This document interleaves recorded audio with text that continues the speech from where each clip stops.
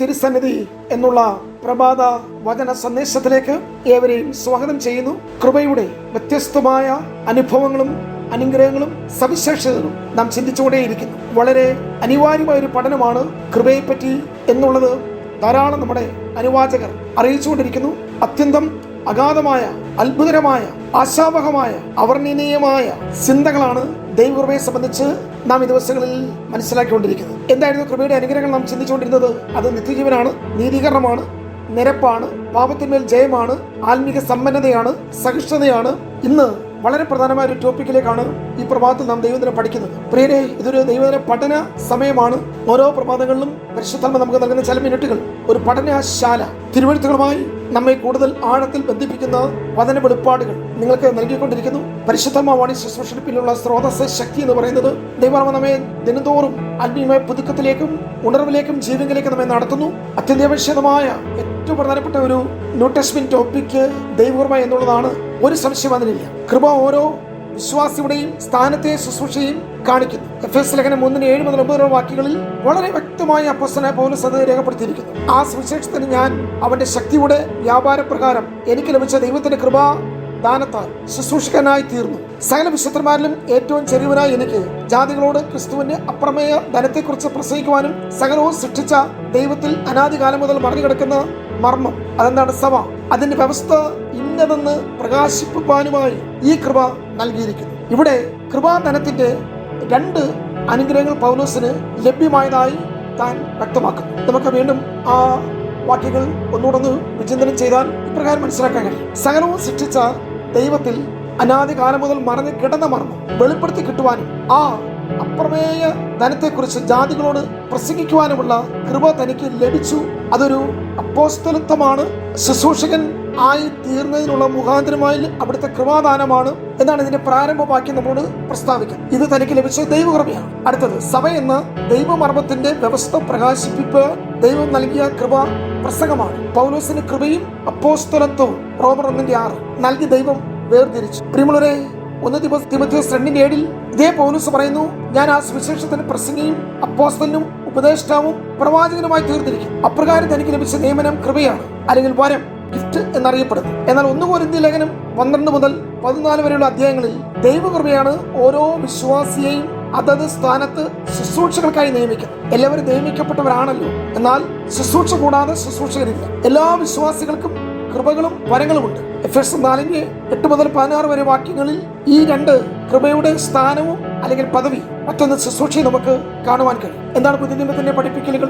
ആദിമസഭയുടെ രൂപീകരണത്തിന് ഉപയോഗിക്കപ്പെട്ട എല്ലാവർക്കും ധാരാളം കൃപ ലഭിച്ചിരുന്നു. പ്രവൃത്തി 4:33 തനിക്ക് ലഭിച്ച ശക്തി അർഹതയില്ലാതെ തനിക്ക് ലഭിച്ച ദൈവത്തിന്റെ കൃപയാണെന്ന് പൗലോസ് സാക്ഷീകരിക്കുന്നു. റോമർ 15:16 വീണ്ടും 1 കൊരിന്ത്യർ ലേഖനം 3:10 തനിക്ക് ലഭിച്ച ദൈവകൃപ നിമിത്തമാണ് ജ്ഞാനമുള്ളൊരു പ്രധാന ശില്പിയായി ദൈവസഭയ്ക്ക് താൻ അടിസ്ഥാനമിടുന്നു എന്ന് വീണ്ടും അപ്പോസ്തലൻ വ്യക്തമാക്കും. ഇനി തന്റെ വ്യക്തിപരമായ അനുഭവത്തെ പറ്റി താൻ പറയുന്നത് 1 കൊരിന്ത്യർ ലേഖനം 15:10 മറ്റുള്ളവരെക്കാൾ എല്ലാം അധ്വാനിക്കാൻ പൗലോസിനെ പ്രാപ്തനാക്കിയതും ദൈവകൃപയാണ്. ഇനിയും വളരെ പ്രധാനപ്പെട്ട മറ്റൊരു വചനം, ജാതികളോട് ക്രിസ്തുയേശുവിനെ കുറിച്ചുള്ള അപ്രമേയ ധനത്തെക്കുറിച്ച് പ്രസംഗിക്കുവാൻ സാധിച്ചതും കൃപയാണ്. പൗലോസിന്റെ ജീവിതം മൊത്തം ഒരു കൃപയുടെ പ്രവാഹമായിരുന്നു, ഒഴുക്കായിരുന്നു. പ്രിയമുള്ളവരെ, സഭകളിലെ എല്ലാ വിശ്വാസികളും ദൈവം നൽകുന്ന സകല കൃപകളാലും പെരുകി വരണമെന്ന് പൗലോസ് 2 കൊരിന്ത്യർ ലേഖനം 9 അധ്യായത്തിൽ 8-ാമത്തെ വാക്യത്തിൽ വീണ്ടും പ്രബോധിപ്പിക്കും. രക്ഷയിലേക്ക് നമ്മെ വിളിച്ചാക്കുന്നതും ശുശ്രൂഷയ്ക്ക് വേണ്ടി വിളിച്ച് നിയമിക്കുന്നതും ഇനി നമുക്ക് ശുശ്രൂഷ നൽകുന്നതും ശുശ്രൂഷയ്ക്ക് അവസരം ഒരുക്കുന്നതും ശുശ്രൂഷ നിവർത്തിക്കുന്നതും ദൈവകൃപ മാത്രമാണ്. ഒരു കാര്യം നമുക്ക് ഇങ്ങനെ അടിവരയിട്ട് പറയാം,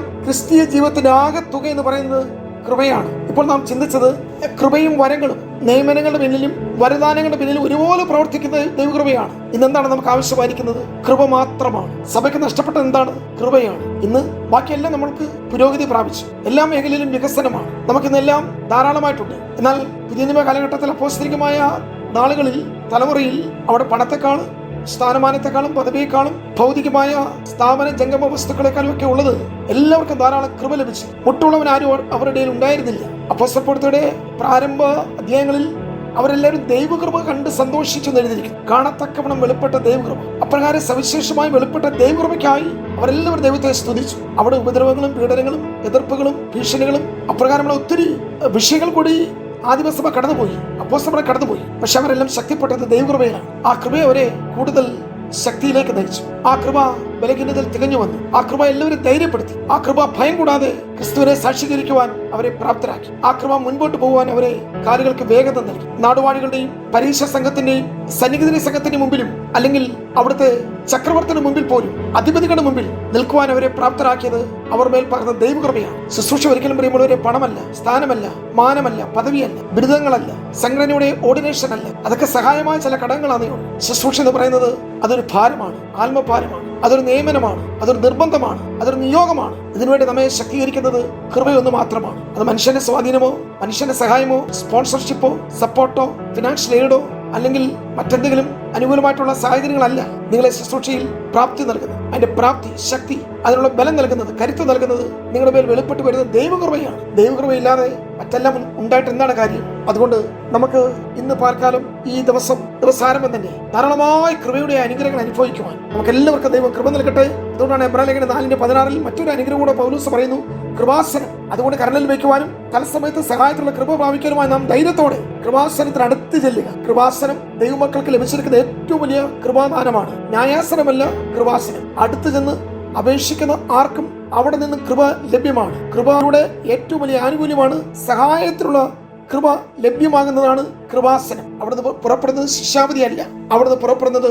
കൃപമേൽ കൃപയാണ്. അവിടുന്ന് പുറപ്പെടുന്നത് നിങ്ങളുടെ മേൽ ഔദാര്യമായി ധാരാളമായി ചൊരിയുന്ന ദൈവകൃപയുടെ ആശിഷ്യമാലയാണ്. പ്രിയമുള്ളവരെ, ആ ദൈവസന്നിധിയിലേക്ക് ഓടി വന്ന് തത്സമയത്ത് കൃപ പ്രാപിപ്പാൻ നമുക്ക് ഒരുമിച്ച് ആ ദൈവകൃപയ്ക്കായി ദൈവത്തോട് യാചിക്കാം. ഈ ദിവസം നമുക്ക് ഏറ്റവും അനുഗ്രഹമായി തീരട്ടെ. God bless you.